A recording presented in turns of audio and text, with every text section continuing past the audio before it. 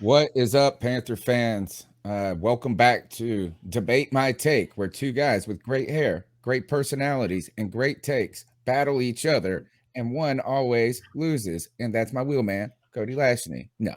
Uh, Debate My Take is an opportunity for Panther fans to see two guys go after a lot of topics in the world, but mostly about the Carolina Panthers. And tonight is about week 7. And we got some great topics ahead of you guys ahead. And Cody Lashney, my adversary, is back at it again. Tony Dunn, you might as well call me a laundromat because I make all your arguments look washed. Okay? Washed. I do it every week. I'm going to do it again tonight.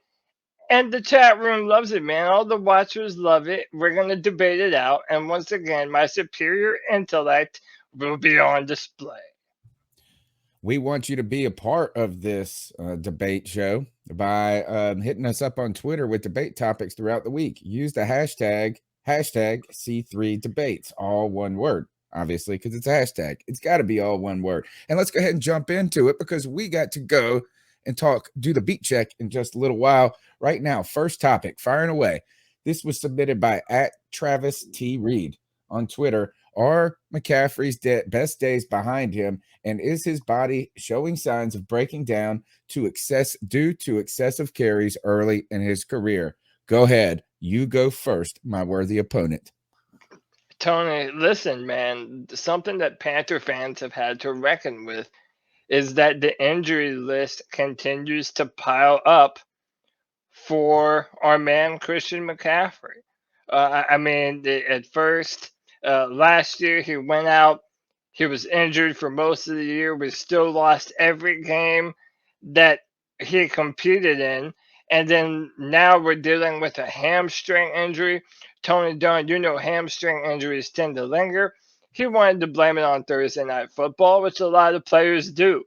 But listen, a player isn't injury prone until they are. Cam Newton wasn't injury prone until he was. Greg Olson wasn't injury prone until he was. Luke Kuechly didn't get concussions all the time until he did, Tony Dunn. And what I'm telling you is that the running back position, especially, is one of the roughest positions to play.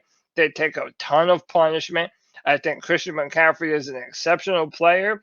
But listen, I think that the Panthers lean too heavy on Christian McCaffrey, and his body is starting to show signs of wear and tear. And now, 2 seasons in a row, and it's right after we paid him the most running back money that any running back has ever been paid in the NFL. So I really do think we have to look and consider all things and just be honest that as of this point, McCaffrey is showing signs of being a hurt fighter. The answer is no. The best days of Christian McCaffrey are not behind him. Um, but there is some concern about the great days in front of him being limited by injury, right? The good news for me is I'm not too concerned about it. And the reason being is that these injuries have all been different injuries, right? And only one of them with the shoulder was one of great concern. So right now, we saw him coming out, putting his head down a year later and bowling people over and looking fantastic. And through 2.5 games, he was a sensational force, the Christian McCaffrey that we remembered. Yes, did he suffer a hamstring injury? Certainly he did. Is this the second year he's dealt with injuries? Yes, it is. And is it disappointing that my man may have re-aggravated in practice in an effort to come back too quickly? Yes. And also, does it suck that a hamstring injury is so debilitating? Right? I mean, that does suck, but we do know that these types of injuries do happen, right? Particularly when these guys push their bodies to the limit. I do think that maybe Christian McCaffrey will need to think about how he rehabs, how he works out in the offseason, and potentially is his workout regime too tough, right? But at the same time, Thursday night football is a problem. There's always a lot of injuries on Thursday night football. Christian McCaffrey is dealing with playing on all AstroTurf all year long at this point. But Christian McCaffrey, when he's available, is sensational. So I don't think the best days are behind him. I do think we need to see a best day going forward, a complete season from him. But through 2 games, man, he had 170 yards rushing. He had a total of 15 catches for another 140 yards. And he had 1 receiving touchdown, 1 rushing touchdown. When he is available, he is still the best. I know that it feels like it's been a long time because this has happened in back-to-back seasons, but through 3 seasons, he was remarkably durable. He will be back. But like you said, you're not injury prone until you are. I don't think this is related to how much work he has. I don't think at all that this is because he's getting the ball too much. I think that this is just part of a violent game. And football is a violent game. It can happen if you play 10 snaps or 40 snaps. So I don't buy the overuse. Christian McCaffrey, still the best back in the league when he's out there, but he's not out there right now. So he's not the best back. And it's Derrick Henry. Isn't it sad that we drafted Vernon Butler instead of Derrick Henry? Yeah, that would have been a really, really good, powerful rushing attack to have Cam Newton and Derrick Henry at that time. We'll see, man. I hope Christian McCaffrey the best. I think he's an incredible football player, and it's undeniable that the Carolina Panthers are better with him than they are without him. Tony Dunn, these things just keep mounting up. It's a different injury every time. It worries me. I'm worried, and I think Panther fans should be a little worried as well. Take us into the next topic. Yeah, so Tony, let's get into this one. Is David Tepper to blame for the Panthers' inadequacies? And I told you this on Tuesday's show. I really think that they are. Because David Tepper has been a day late, dollar short on every important decision he's had to make relating to the Carolina Panthers since he bought this football team. He fired Ron Rivera far too late in the process mid-season. It should have had it at the start of that season. Then he ends up firing Marty Hurney, and yeah, he should have done that way sooner as well. He should have done that as soon as he bought the football team, so that way he could be ahead of the process on hiring the guys that he wanted. Then he reversed the process and hired the head coach, and then hired his general manager. Ideally, your general manager needs to be a large important part of the decision making factor that goes into hiring your head coach. And once again, here we are reversing that process.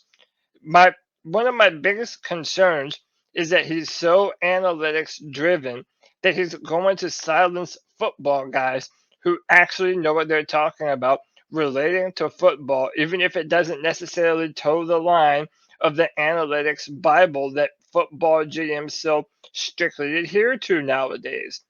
I really do think that David Tepper has been too eager to build a winning football team, and he has fumbled the ball on doing things in the improper order. Now, Tony, I hate to be quite frank with you, but we might be in a position where Teddy Bridgewater wasn't the answer after we got rid of Cam Newton. The jury's still out on Sam Darnold, but it isn't looking very well up to this point. I think David Tepper rightfully has to take his fair share of the blame for the woes of the Carolina Panthers. It is his football team. The answer is that it's too early to be determined.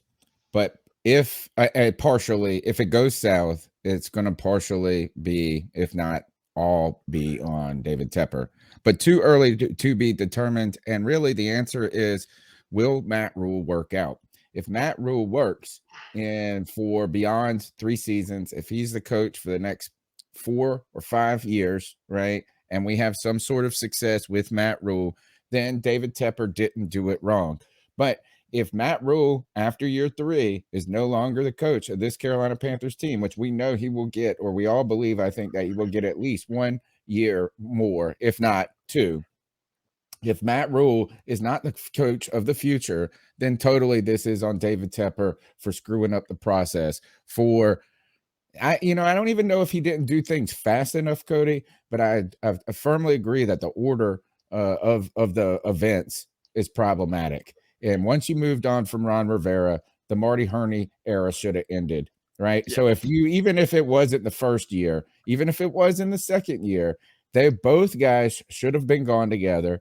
And then you should have brought in a GM that you believed in. And then together you guys should have made a decision about a coach. But instead, the process was backwards. But I think this is that Matt Rule has had, or at least demanded, full control of his staff in New York, and so I assume that he has asked for a sort of autonomy when it comes to football decisions in the early part. I do believe David Tepper was part of these draft decisions, and that Rule was at least listening to his voice, right? Maybe not making the decisions sure. based on David Tepper, but taking into account the input. But the drafts haven't seemingly been the problem at this moment. So right now, it's going to be the answer is David Tepper will be to blame if Matt Rule doesn't work. If he does, then it doesn't matter. All right. To the next question. Are the Panthers coaching or is the Panthers coaching staff panicking? I'm going to take this one first this time. And Sure. I do believe that the answer is to a degree, yes. I think that right now they're kind of reeling because there are too many holes in the boat, right? It's like the little Dutch boy who is trying to plug each little hole where the water comes sprouting out. And when you take one hole finger out of one hole, another hole, another leak pops up, right? And so I do think the coaches are panicking because there are too many problems at this point. Not only you're facing the difficulties of a season with injuries, not only are you facing like these regular rhythms, right? Of all of this was bound to happen, right? And I did say throughout at the beginning of the year that the question of the Panthers is not their starters, but the depth. And so once you do experience injuries, then you're going to the second line, and we knew there was a big drop off. Unfortunately, these injuries have happened a lot on the offensive line, where not only was there a big drop off, but it was already a shit show in the very beginning. So the offensive line problems, Sam Darnold struggling, Joe Brady not doing well. And now the Carolina Panthers, who started off making do, starting 3-0, have lost 3 in a row and lost some winnable games at the same time. And now I do think that right now that the Panthers staff is reacting. They are reactionary at this moment. And I don't know if that's what I want to see from these guys. I want them to have more belief in themselves and their decisions than we do. I understand that it has not turned out great, but at the same time, that's for us to panic. They should not be panicking. And I didn't like the we just have to run the ball more type mentality. I think that you have to say we got to be a tougher football team and we got to not abandon the run too quickly. But I just don't think that running the ball more is the solution, particularly when you're not even a good running team. And you weren't even the best running team when you had Christian McCaffrey out there. He just made it look okay. And not to shit on Chuba Hubbard, who has been okay at this moment, but he's had a lot more success on the outside than up the interior. And that's not even because he's not good at running up the middle. It's because the offensive line stinks. And there's only one running back in the league that can run behind a bad offensive line. And we saw him on Monday Night Football, and that was Derrick Henry. So yes, they are panicking, and I need them to get it together. And I need them to be more like Ron Rivera in this case. And that is so stubborn at this point in his own belief in himself that this will not shake him. We need a team that Ron Rivera, Ron Rivera was almost fired in his second year, right? And why was that? Because we started out miserably, but we salvaged the season with a strong ending. Ron Rivera teams played well in November and December. We need more confidence from this coaching staff. Tony, I don't know if panicking is the right word because, frankly, I don't think Matt Rule feels the need to panic. He was signed to a 7-year contract, really without doing a whole bunch. I mean, he had a tenure at Temple. He turned that program around. He did the same thing at Baylor. But when you get a 7-year contract, you know that the owner is committed to you long term and is not just going to turn around and fire you after 2 years. I think history has shown that owners who continuously turn around coaches end up being at the bottom of the NFL. And I'll give David Tepper his credit. He doesn't want to do that. But the point remains the same, Tony, that if this offensive line can't continue to help and get better going forward this season, then it doesn't matter because Matt Rule doesn't need to panic because he's going to be able to say, well, the offensive line couldn't pass protect, or Sam Darnold wasn't able to be the franchise quarterback that we all predicted him to be.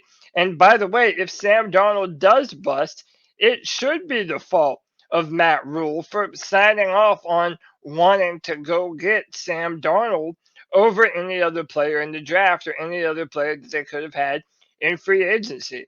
But listen, that it doesn't matter what world you want to live in.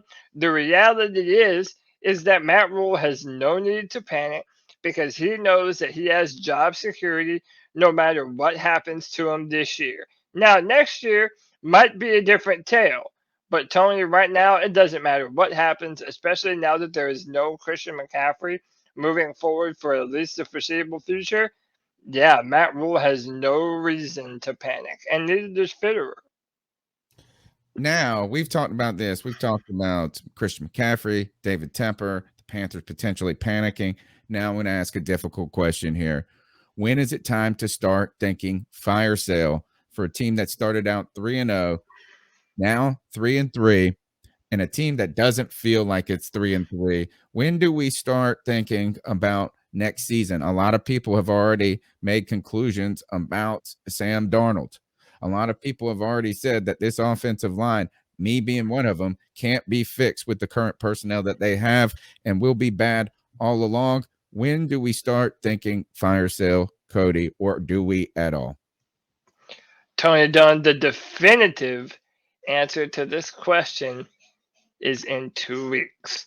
We need to see what the Carolina Panthers do against the New York Giants, who are one of the worst teams in football right now, and how we do against our division rival Atlanta Falcons, who frankly have also not been a great football team this year. That would be right before the trade deadline, which is November 2nd. And Tony Dunn, I'm here to tell you, if we're 3-5 and lose 5 games in a row after going on that terrible, or after starting with that really that fantastic bit of momentum that we had, going 3-0, man, it's just another mirage year for the Carolina Panthers. Same, it's a different year, same Carolina Panthers. So I really do think that if we lose these next two, everyone needs to be on the shelf, man. Whoever we can get value for, I say do it, Tony. Right now, the Carolina Panthers have a first, a fourth, a fifth, and a seventh round pick going into next year.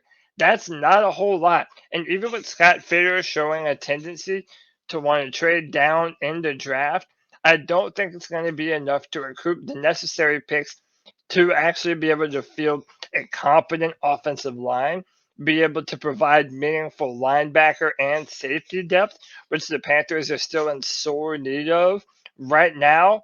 Yeah, Tony, right now the Panthers should be all in, but if we have two bad performances against two bad football teams, you name them and I'll put them up on the block. I don't care if it's, Robbie Anderson or if it's Christian McCaffrey, even Stephon Gilmore, which you had a terrible take of wanting to trade him.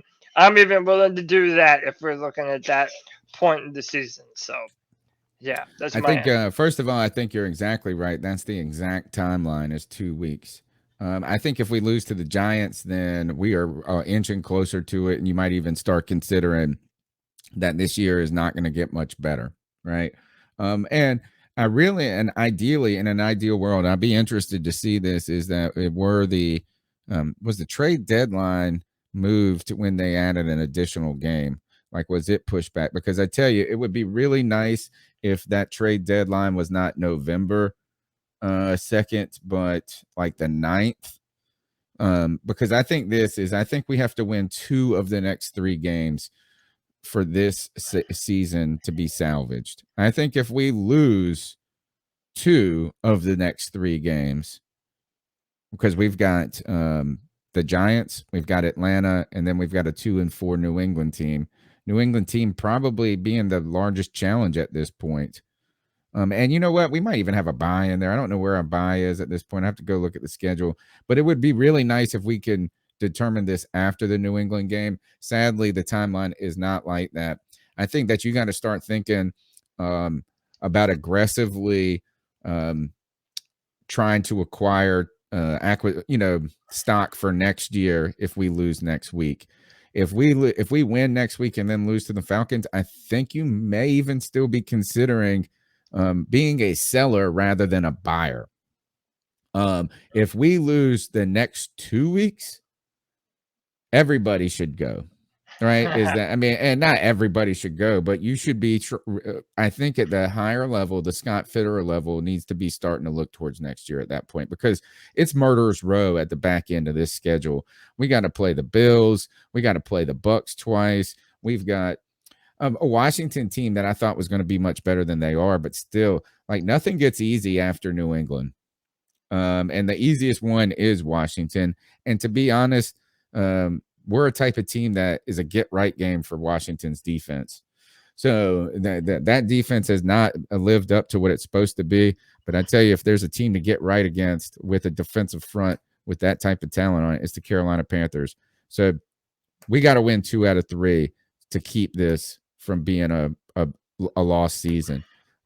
So that's, I don't know if that really brings an answer to when it is to start thinking fire sale. I think after week 9 or whatever it is when we play New England, we're going to know if this season has potential at all, or if we're kind of just starting to meander through and try to get to next year. All right, let's move on to the next topic. Is Brian Burns as good as we thought he was? Right now is Joe Person came in and was on the beat check with us earlier in the season. And he thought that Hassan Reddick would have to take a natural regression after having 12 and a half sacks or something like that, 11 and a half sacks last year, whatever the number was in Arizona. And he thought that Brian Burns would be the 12 sack guy this year. Not to undermine him. I mean, you got to make takes, right? I mean, like, is that if you're a reporter and you're trying to make preseason predictions and things like that, that's your, you make some guesses and you're right and you're wrong. Turns out up to through week 6, that prediction has been flip-floppitied. And what I mean by that is that Hassan Reddick has not only put up numbers, but he's even put up numbers in the continued struggles that the Carolina Panthers have. Fumble recovery this past week. Really, I think he was in on the play that should have been a sack, but they ruled, and it should have been a sack fumble, but they ruled it a pass, which I don't think it was. And it was a illegal pass too, because it hit the offensive lineman right in front of him. Anyway, right now, I think that Brian Burns the production is probably not met his satisfaction. Frustration is starting to mount. I think that he is, saddened that he's probably putting the most expectations on himself, right? Like, if we thought he could get 12 sacks, he certainly believed he could get 12 or more. I'm sure that he wants the production to come, but I do think Brian Burns is as good as we thought he was. I do think, though, he's going to have to continue to grow, particularly in setting the edge and developing a little bit more dynamic game than just the speed rush and the spin move. Now, that might be getting a little bit more power in the offseason, but I think that it's too quick to overreact. 3 bad games, not by him, bad games by him, but games that he hasn't just been straight dominant. But these again have been against some tough teams, right? Is that these the 3 teams that you've played, 2 of them had veteran quarterbacks that have known how to negate pass rush, speed rush by the quick passes. Dallas was able to do it by running it straight up the gut. That's what they did. They weren't just running at the edges or anything. Now, did he play? Is that his strength? No, it's not. His strength is pin the ears back, go after the quarterback. I think he's still good, but maybe we set our expectations of 12 sacks a little too high. Listen, I don't think the expectation is too high for 12 sacks. I just think Brian Burns has to finish. And that's one thing that he is not doing. Von Miller has really made a lot of these pass rush summits that he's been doing. And one of the things that he teaches is don't even go for the sack, go for the football. Well, I'm telling Brian Burns, that's a veteran maneuver, man. You haven't earned that spot yet. Brian Burns has one of the nastiest inside spin maneuvers out of any defensive end in the NFL. He has long arms that he can use to wrap around the quarterback, and yet he keeps on having these near misses, Tony, where he's an inch away from getting a quarterback sack, making a huge play that could change the tide of the football game, and then he just whiffs. He whiffs at the last minute. And I think part of the reason why it's so frustrating is because we know what kind of a talent Brian Burns is, and he's far too good to keep on having these silly near misses. He needs to wrap up, finish the play, quit trying to be fancy, and do what we know you're capable of doing. So it's not that Brian Burns isn't as good as we thought he was. I still think he can be a very special, game changing player at that defensive end position. But the fact of the matter is, he has not yet lived up to the hype. We want this guy to be one of the premier pass rushers in the NFL. And even though he has the capability to do it, it doesn't necessarily mean he'll live up to it. He has to finish. And if he really wants to be considered in that upper echelon, that's what he has to start doing. And the rest of this year is going to be his opportunity to prove himself that he is indeed the kind of player that not only we think he is, but that he thinks he is. Final debate my take, Cody. I'm going to let you have first dibs at this one. Has a movie sequel ever surpassed its predecessor? Yeah, I think there's a few of them, but the one that comes up on top of my mind, it's Toy Story 2, baby. Let them waterworks flow. The original Toy Story was a classic. I'm a 90s baby, Tony Dunn. I know you call me just a child. And you know what? Maybe I am. In my heart of hearts, I still am. And you know what? I cried more in the second Toy Story movie than I did in the first one, man. Do you get to meet Jessie, the female cowboy? She teams up with Buzz and Woody. And then, it's a story about finding who you are and moving on from the people that are no longer in your life anymore. And even though it's a movie for children, it has so many values that you can incorporate into your real life. And Tony Dunn, I'm not gonna lie, sometimes you give me Prospector Pete vibes.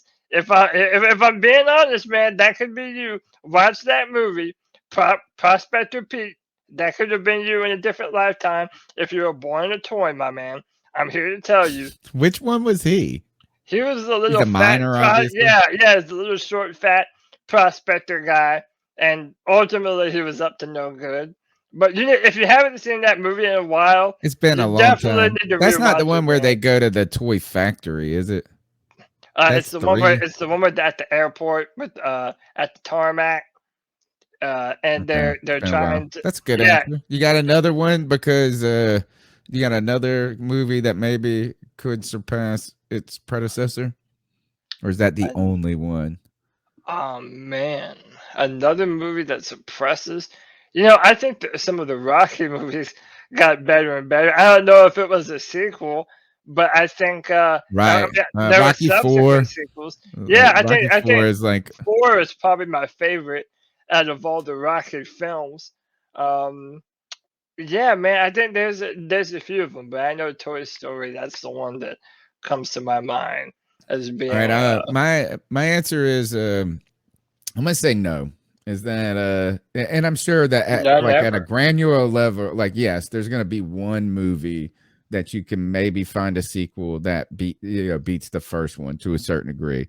But I mean it is a subjective question, number one. But the thing is this is I think that more in more cases than not, the best sequels only become in the same like conversation as the first ones. And I'll give you a couple examples. There's two sequels that I think that kind of, or three sequels that I think that are, for me personally, that I would consider to be in the kind of ballpark of their first movie. Right? I'll give you four actually. Rambo 2. I like Rambo 2 where he goes to where it's in Vietnam. But at the end of the day, Rambo 1 has a better storyline. It has like it's more authentic of a story, but it's a kind of a blockbuster production. Rambo 2, Terminator 2. I think, and James Cameron loves the sequels, right? He was in Aliens. He did Aliens, which I don't think, again, blockbuster production, but does not surpass the first Alien movie in actors and storyline and things like this. But kind of in the same realm, Aliens, Terminator 2, I would say, man, that lived up to the billing. But still, Terminator 1 was a little bit raw. It wasn't so like, it wasn't like, oh, stand on one leg. I mean, these Terminators were tough and mean in the first one, or Arnold Schwarzenegger was. Godfather 2, good movie, but I don't know if it can. I mean, great stick, super long though. The second one, but Yeah. it had Al Pacino in it. I mean, not Al Pacino. Al Pacino was in all of them, or the first one. Robert De Niro was in that one, so that one was cool. But I still think, like, man, the Michael Corleone and the bathroom scene and killing the cop in the first one, or the scene where the guy Marlon Brando, when the guy comes and asks a favor at the beginning of the movie, fantastic stuff. I think Die Hard 3 could also enter the conversation of being eligible and in the same conversation as Die Hard 1, but Die Hard 1's still the supreme movie. But I think that I would say, yes, there has probably been one movie. I'm going to go back and watch this Toy Story to see if I can debate your take further down the road. But I think more times than not, there have been terrible sequels that have let us down that should have never been made. Maybe Wayne's World also could be put into the conversation. Wayne's World 2 is Yeah, still Wayne's World funny. 2 is a It's real. still funny. Those are some of Not my as good as favorite the movies first, of though. all time, man. Not as Love good as them. the first, but still, like, was not a letdown. But if you want to see a big time letdown sequel, go see Boondock Saints 2. Ruined it. I mean, it was so bad. It was so awful that, Yeah. and the first one was so good. So the answer is maybe there's been one, but that's it.